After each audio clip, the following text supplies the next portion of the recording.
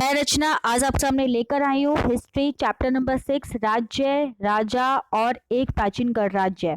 हम क्लास 6 में काफ़ी हद तक आगे तक आ चुके हैं। हड़प्पा सभ्यता तक हम लोग कवर कर चुके हैं।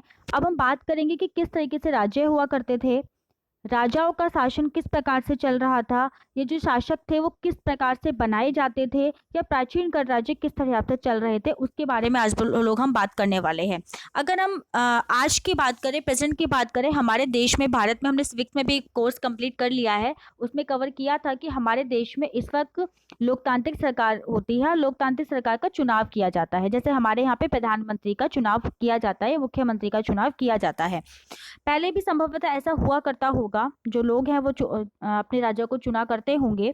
करीबन करीबन 3000 साल पहले राजा बनने की प्रक्रिया में इस तरीके से भी चेंजेस आते होंगे, क्योंकि अगर कम पॉपुलेशन होती होगी तो डायरेक्ट उनका चुनाव हो जाता होगा, शायद हाथ खड़े कर कर या इस टाइप से कुछ, या दोबारा जब आगे बढ़ते रहते होंगे तो शायद उन्होंने, क्योंकि वोटिंग तो नहीं होती होगी, नो डाउट कि उस टाइम पे वोटिंग का कोई प्रोसेसर रहा ही नहीं होगा।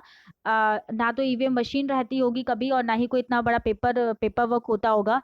तो वोटिंग जो है बहुत ज़्यादा आगे तक नहीं चलता रहा होगा। उसके बाद हमने और भी चीज़ें देखी थी, जैसे कि राजा का बेटा ही राजा बनता था, ये भी एक होता था। या राज दरबार में बैठे कुछ ही लोग डिसाइड कर लेते थे कि कौन राजा बनेगा, या फिर शक्ति के आधार पर, यानी कि एक राजा दूसरे राजा को मार कर भी एक राजा बन जाया करते थे, या मंत्री या सेनापति भी राजा को मार के बन जाया करते थे। तो ये एक प्रोसीजर वहाँ पे हम अपने पास्ट में देखते हैं, और दिखाई देते भी हैं, बुक में पढ़ते भी हैं कि इस टाइप के काम चलते थे। लेकिन अगर हम बात करें आज के बारे में, कि इस चैप्टर में अश्वमेध यज्ञ के बारे में बहुत इंपॉर्टेंट चीज बताई कि अश्वमेध यज्ञ क्या होगा। अगर आप लोग कभी टीवी देखते होंगे तो आप लोगों पे टीवी में रामायण देखी होगी। रामायण में अश्वमेध यज्ञ को बहुत अच्छे से दिखाया गया है कि अश्वमेध यज्ञ में एक घोड़ा होता है जिसको एक एरिया में छोड़ दिया जाता है खुला, और जो भी राजा उसको अगर पकड़ लेता है तो उसको अश्वमेध यज्ञ करने वाले राजा से लड़ाई करनी पड़ती है। अगर लड़ाई नहीं करता है और वो घोड़े को छोड़ देता है, तो भी उसका मतलब यही होता है कि अश्वमेध यज्ञ करने वाले जो राजा से आप लोग थोड़े कम शक्तिशाली हो। तो इस तरीके से मान लिया जाता है ऑटोमेटिकली कि जो अश्वमेध करने वाला राजा है वो सबसे ज्यादा शक्तिशाली है। जिस दिन अश्वमेध यज्ञ करने वाला घोड़ा अपने आप अपने राज्य में वापस आ जाता है, उसके बाद उस जो जितने भी लोग थे उन वो सब अपने जो राजा हैं, अश्वमेध करने वाले जो राजा, उनके लिए गिफ्ट्स लेके आते, उपहार लेके जाते थे। और जो अश्वमेध करने वाला राजा है उसका स्थान सबसे ज्यादा ऊपर लगाया जाता है, और उसके स्थान में सबसे बड़ी खास बात ये होती है कि उसके ऊपर, उसके स्थान के ऊपर, यानी कि जो उसका राज सिंहासन बना होता है उसके ऊपर बाघ की खाल लगाई जाती है। बाघ, वही बाघ जो हमारा राष्ट्रीय पशु भी है, तो उसकी खाल पर उसको बिठाया जाता था। और जो सारथी है वो उसको हमेशा उसके साथ में रखा जाता है। यज्ञ के अवसर पर वह राजा की विजयों तथा अन्य गुणों का गुणगान भी गाया जाता था कि जो राजा ये अश्वमेध यज्ञ करवा रखा है। तो ये बहुत बड़ी चीज हुआ करती थी। विषय वैश्यम जिसे कहते हैं, जो हमारे व्यापारी लोग माने जाते हैं, वो काफी सारे उपहार लेकर आते थे। लेकिन पुरोहित जिनको शूद्र मानते थे, छुआछूत जिनको काफी लंबे टाइम तक हमने सिविक्स में कवर किया भी था, उन लोगों को कई सारे अनुष्ठानों में शामिल नहीं किया जाता था। यहाँ तक कि अश्वमेध यज्ञ में भी उनको मतलब एंट्री नहीं मिलती थी। तो ये तो मुझे लगता है बहुत ही बेकार चीज थी। लेकिन ये वर्ण व्यवस्था थी क्या, मेन तो यही है कि वर्ण व्यवस्था थी क्या जिसकी वजह से इनको एंट्री नहीं मिलती थी। देखिए, पुरोहित जो थे उन लोगों ने 4 वर्गों में ना, हमारे जो समाज है उसको 4 वर्गों में विभाजित कर लिया था। वो 4 वर्ग कौन से थे, बहुत ध्यान से सुनिएगा, वो 4 वर्ण कौन से हैं। ये बहुत ही इंपॉर्टेंट क्वेश्चन है, और कई बार एग्जाम में भी आ जाते हैं कि 4 वर्ण कौन कौन से हैं। पहला वर्ण होता है ब्राह्मणों का वर्ण, जो कि जिनका काम क्या होता है, वेदों का अध्ययन अध्यापन करना, यज्ञ करना, और उनको दूसरों से हमेशा ये उपहार मिलते थे क्योंकि उनका ना स्थान सबसे ज्यादा ऊपर माना गया था। दूसरा स्थान होता था शासकों का, जिनको क्षत्रिय कहा जाता था। उनका काम होता था युद्ध करना, लोगों की रक्षा करना। तीसरा स्थान होता था विश्व और वैश्य का, जिसमें कौन कौन से लोग आते थे वो मैं आपको बता देती हूँ। कृषक, पशुपालक और व्यापारी। और क्षत्रिय और वैश्य दोनों ही यज्ञ करना मतलब यज्ञ कर सकते थे, क्योंकि दोनों ही एक अच्छी उच्च कोटि के अंतर्गत आ जाते थे। उसके बाद सबसे एंड में जो आते थे वो आते थे शूद्र। शूद्रों का काम था सिर्फ और सिर्फ ब्राह्मणों की, क्षत्रियों की और वैश्यों की सेवा करना। कोई भी अनुष्ठान होता था वो उसमें एंट्री नहीं कर सकते थे। आपको शायद नहीं पता होगा, औरतों को भी शूद्रों के समान ही माना जाता था। उनको भी किसी भी अध्ययन में, वेदों का अध्ययन हो गया या कोई धार्मिक अनुष्ठान हो गया, उसमें एंट्री नहीं मिलती थी पहले। तो ये बहुत ही गलत था कि उन लोगों को एंट्री आई डोंट नो क्यों नहीं मिलती थी। सिर्फ जो यज्ञ करने वाले लोग होते थे उसी में जो उनकी धर्म पत्नी थी सब वो उनके साथ बैठ सकती थी, बाकी और कोई भी स्त्री किसी भी प्रकार से वहाँ पे एंट्री नहीं ले सकती थी। तो ये जो पुरोहित के अनुसार जो सभी जो वर्ग हुआ करते थे जन्म के आधार पे हुआ करते थे, लेकिन ऐसा है नहीं। उसके बाद मतलब उन्होंने इस तरीके से बोला था कि अगर आपके माता पिता अगर सपोज करें नाई है तो आप भी नाई का ही काम करोगे, अगर आपके माता पिता टीचर है तो आप भी टीचर ही बनोगे, अगर आपके माता पिता ब्राह्मण है मंदिर में पुजारी का काम करते तो आप भी पुजारी का काम करोगे। मतलब आपको वो काम ही करना पड़ेगा जो आपके पेरेंट्स करते थे। लेकिन बहुत सारे लोगों ने इसका विरोध किया था, यहाँ तक कि जो और अलग से जो एरिया थे जो और पूर्व की जगह मतलब पूर्वी क्षेत्र में जो एरिया आते थे वहाँ पर इस टाइप का कोई भी हमें असमानता दिखाई नहीं देती थी, और वहाँ पर पुरोहित वगैरह हुआ भी नहीं करते थे, वहाँ पे बहुत ज़्यादा पाठ पूजा नहीं होती थी। तो हम आज भी देखते हैं, अगर हम ईस्ट की साइड जाके देखते हैं अपने वर्ल्ड मैप पे देखें जहाँ पे ईस्ट की तरफ अगर हम लोग देखते हैं तो वहाँ पर बहुत ज़्यादा लोग मंदिर या चर्चिज या इन जगहों पे नहीं होते हैं। वो लोग बहुत ज़्यादा कम ही धर्मों के आसपास घूमते हैं। ये भी कह सकते हैं हम कर्मकांड बहुत ही कम है वहाँ पर। अच्छा, उसके बाद हम बात करते हैं कि जनपद क्या होता है। जनपद से पहले हम आपको ये पिक्चर आप ध्यान से देखिए, ये जो पिक्चर है ये धूसर पात्र की है। देखिए एग्जाम में क्वेश्चन आते हैं कि धूसर पात्र ये कहाँ पाए गए थे, तो हम ये कह सकते हैं कि ये दिल्ली या उत्तर प्रदेश के एरिया में ये पाए गए थे, इस टाइप के जो पात्र पाए गए थे। और ये किस काल में पाए गए थे, जब ये राजा जब जनपद और ये एरिया थे जब जनपद बसने शुरू हो गए थे तो उस समय पर पाए गए थे। तो जो जनपद है मेन की जनपद क्या होता है, तो जनपद का जो शाब्दिक अर्थ है वो जन के बसने की जगह, तो उसे कहते हैं जनपद। और वही क्वेश्चन आता है कि जनपद और महाजनपद में क्या अंतर होता है, तो महाजनपद का मतलब होता है कि जो बहुत ही ज्यादा महत्वपूर्ण स्थान थे वो हो गए थे महाजनपद। जैसे कि जैसे पूरे भारत में एक कैपिटल हो गई आपकी दिल्ली, ठीक है, तो ये महाजनपद में आ गया। तो जो एरिया इंपॉर्टेंट हुआ करते थे वहां पर उन एरिया को महाजनपद बोलना शुरू कर दिया था। और महाजनपद जो है उनकी भी एक कैपिटल बनाने लग गई, उनकी राजधानी बनने लगी थी। तो वो मैं आपको आगे बताती हूँ कि क्या सिस्टम था। पहले जनपद पर आ जाते हैं हम लोग कि दिल्ली के में पुराना किला, उत्तर प्रदेश में मेरठ के पास हस्तिनापुर और एटा के पास अंतरंजी खेड़ा, ये एक प्रमुख जनपद के रूप में आए थे।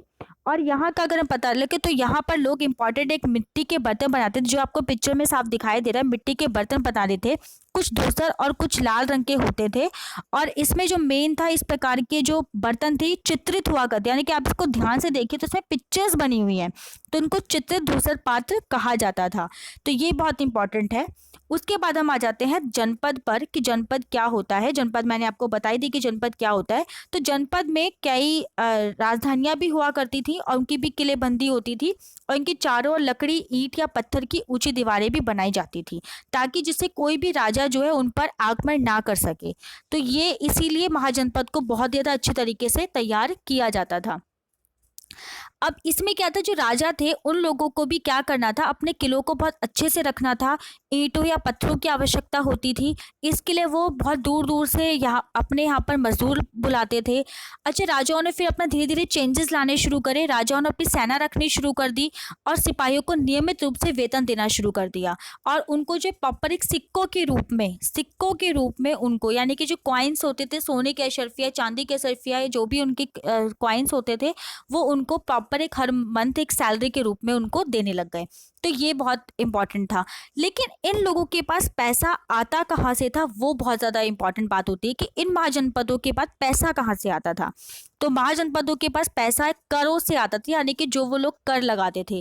क्योंकि अब उनको जब इतने सारे जब राजा अपना काम करवा रहे हैं, उसका तो पैसा वो किस तरीके से देंगे। तो कर क्या थे, फसलों पे लगाया जाता था कर, और फसलों पे जो कर लगाया था उसका 1/6 हिस्सा वो कर के रूप में लेते थे, जिसको भाग कहा जाता था। ये इंपॉर्टेंट क्वेश्चन यहाँ पर आ जाता है कि 1/6 भाग, 1/6 भाग को क्या कहते थे, भाग को भाग कहा जाता था। ये इंपॉर्टेंट है। उसके बाद जो कारीगर होते थे थे वो अपना श्रम किस प्रकार चुकाएं। तो उनके लिए क्या करते थे, महीने में एक दिन वो राजा के लिए काम किया करते थे, जैसे बुनकर हो गया, लोहार हो गया, सुनार हो गया। तो वो अपना मंथ में एक छुट्टी लेकर और अपना काम बंद करके और वो राजा के पास जाते थे, वहां पर काम करते थे फ्री ऑफ कॉस्ट। उनको उसके बदले कोई पैसा नहीं मिलता था। पशु पालक को जानवरों या उनके उत्पादक के रूप में पैसा देना पड़ता था, वो कर होता था। व्यापारियों को जो भी सामान खरीदने बेचने जो भी खरीदते थे या बेचते थे उस पर उनको पैसा देना पड़ता था, वो कर के रूप में होता था। इसके अलावा आखेटक या संग्राहक, जो मैंने शिकारियों के बारे में बात की थी, वो लोग जंगल से प्राप्त वस्तुएं राजा को देते थे। तो इस तरीके से वहां पर ये टैक्स के रूप में काम होने लगा था। फिर धीरे धीरे और चेंजेस आए, पैसे का भी इंतजाम किस तरीके से होने लगा वो धीरे धीरे हो गया। उसके बाद हमारा चेंजेस आए कृषि में परिवर्तन। कृषि में किस प्रकार परिवर्तन आया, देखिए पहले क्या था, जो हमारे हल थे, जो हमने लास्ट पढ़ाए थे, तो उसमें जो हल थे वो लकड़ी के बने होते थे। लेकिन अब वो हल के जो हल होता था उसका जो आगे का जो नुकीला पार्ट होता था जिसको हम फाल बोलते हैं, वो लोहे के बनने लगे। इससे फायदा ये हुआ था, जो कठोर जमीन थी वो भी लकड़ी की तुलना में, मतलब लकड़ी से वो ठीक तरीके से जुत नहीं पाती थी, तो वो लोहे के फाल से जुतने लग गई और वहां पर फसल की जो उपज है अच्छे से बढ़ने लग गई। धान की पौधों में बहुत ज़्यादा चेंज ये आया था कि पहले धान को ऐसे नॉर्मल गेहूं के दाने की तरह बिखेर दिया जाता था पूरे खेत में, तो उससे बहुत सारी धान नष्ट हो जाती थी क्योंकि सारे वो पौधे नहीं निकल पाते थे। अब बाद में क्या शुरू हुआ था, ये चेंज आए कि धान का रोपण होना शुरू किया, यानी कि प्रॉपर एक पौधे को रोपना शुरू किया। इसमें बहुत मेहनत का काम होता था लेकिन इससे फसल बहुत ज़्यादा अच्छी होने लगी थी। तो ये एक उसमें बहुत बड़ा चेंज आया था। उसके बाद जो चेंजेस आए थे उसी समय मगध और वज्जी नामक के दो राज्य थे, वो भी उसी टाइम पे मतलब बाहर आ रहे थे। उनमें क्या क्या चीज़ें थी, उनमें ये चीज़ें थी कि सबसे पहले अगर हम बात करते मगध की, मगध जो राज्य था काफी बड़ा माना जाता है। लगभग 200 सालों के भीतर मगध सबसे महत्वपूर्ण जनपद बन गया था। ये इंपॉर्टेंट जनपद है। गंगा और सोन नदियों जो सोन नदियां थी वो मगध से होकर जाती थी, तो वहाँ पे यातायात, जल वितरण, जमीन का उपजाऊ ये होना बहुत ज्यादा इंपॉर्टेंट था। मगध का एक हिस्सा प्रॉपर जंगल से भरा था, तो वहाँ पे जंगली जानवर अच्छे से पाए जाते थे और इन हाथियों को पकड़ के उनको प्रशिक्षित करके ना सेना में भी भर्ती कर लिया जाता, जिससे मगध जो एक बहुत बड़ा राज्य बन गया था। इतना ही नहीं, यहाँ के जो शासक थे वो दो तो बहुत महत्वपूर्ण थे, एक बिंबिसार, एक अजातशत्रु जो बहुत ही ज्यादा फेमस है। उसके बाद थे पद्मनंद। महापद्मनंद तो महत्वपूर्ण शासक इसलिए माने जाते हैं क्योंकि उनके नियंत्रण में जो उपमहाद्वीप था उत्तर पश्चिम तक पूरा फैल गया था। बिहार में जो राजगृह एक राजधानी थी उनकी, वो बहुत इंपॉर्टेंट थी। बाद में उन्होंने पाटलिपुत्र को भी राजधानी बना दिया, जो आज का पटना माना जाता है। तो ये इसकी वजह से दूर दूर से भी जो लोग आते थे वो मगध पर बहुत जल्दी से शासन करने का सोचते भी थे, आक्रमण करने का सोचते भी थे। उसका मैं आपको एग्जाम्पल देती हूँ। तो 2300 साल पहले मैसिडोनिया नाम का एक राजा हुआ करता था। ये देखिए आप, मैसिडोनिया नाम का एक मैसिडोनिया का एक राजा था, सिकंदर की कहानी बहुत ज़्यादा सुनी है। तो उसने पूरी तरीके से शासन करने का सोचा था कि पूरे वो वर्ल्ड को जीत लेगा। उसके बाद उसने मिस्र और पश्चिम एशिया को भी जीता। फिर भारतीय उपमहाद्वीप पे जैसे ही उसने आया, जैसे ही उसने मगध की तरफ कूच करने का सोचा, तो उनके सिपाहियों ने तुरंत मना कर दिया कि हम यहाँ पर नहीं आएंगे। और क्यों, इसका रीज़न ये था कि भारत के शासकों के पास पैदल था, पैदल की सेना थी, रथ की सेना थी, हाथियों की बहुत बड़ी सेना थी। तो उस सेना को देखते ही वो लोग बुरी तरीके से डर गए। तो ये हमारे भारत के लिए बहुत अच्छी चीज़ थी कि मगध की वजह से कभी भी सिकंदर भारत में एंट्री उसने कोशिश नहीं की। उसके बाद वज्जी की बात करते हैं। तो वज्जी एक मगध का शक्तिशाली राज्य बन गया था। तो उसी टाइम पे उसका पास में ही एक वज्जी राज्य था जिसकी राजधानी विशाली, जो अब बिहार है, वो राजधानी थी और उसकी शासन व्यवस्था बिल्कुल ही अलग होती थी। वहाँ पे गढ़ या संघ होते थे और ये कभी कभी ये जो गढ़ या संघ थे वो कभी कभी तो बहुत सारे लोगों का ग्रुप होता था, वो इकट्ठे शासन करते थे और सभी लोगों को राजा बुलाया जाता था। सबसे बड़ी इंपॉर्टेंट तो यही बात है कि सभी लोग अपने आप को राजा कहलवाते थे। कोई भी प्रॉब्लम होती थी वो आपस में बातचीत करके या वाद विवाद करके उसको खत्म कर देते थे। ऐसा नहीं कि इसकी वजह से वो आपस में युद्ध कर रहे हैं, कुछ नहीं, ऐसा नहीं होता था। शत्रु के आक्रमण के टाइम पे भी सारे लोग अपने मिलकर आराम से बातें करते थे, लेकिन इसमें स्त्रियां, दास कभी भी हिस्सा नहीं ले सकती। तो यहाँ पर भी हम देख सकते कि असमानता फैली हुई थी। सबसे बड़ी बात तो ये है कि बुद्ध तथा महावीर दोनों ही गढ़ या संघ से संबंधित थे। बौद्ध धर्म जो बौद्ध धर्म जो मेन माना जाता है, बुद्ध या महावीर जो बौद्ध धर्म या जैन धर्म के जो वो माने जाते हैं, तो ये वहीं से संबंधित थे।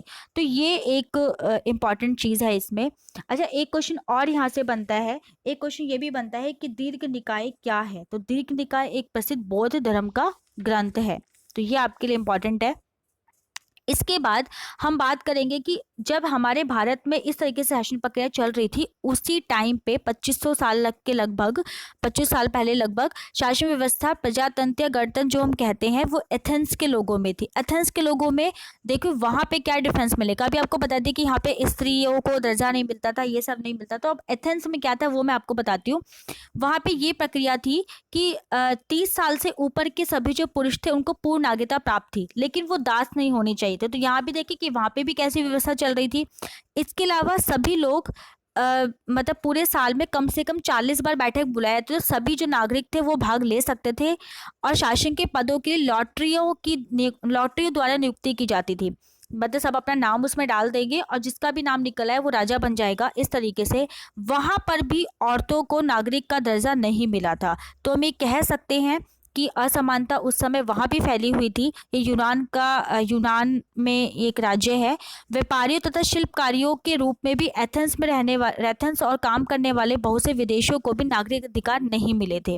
यहाँ तक कि एथेंस में खदानों, खेतों, घरों और कार्यशालाओं में काम कर रहे जो दासों को भी नागरिकता अधिकार नहीं मिले। तो हम कह सकते हैं कि वहाँ की जो शासनिक व्यवस्था थी सिर्फ पढ़े लिखे कुछ ही गिने चुने लोगों के हाथ में थी।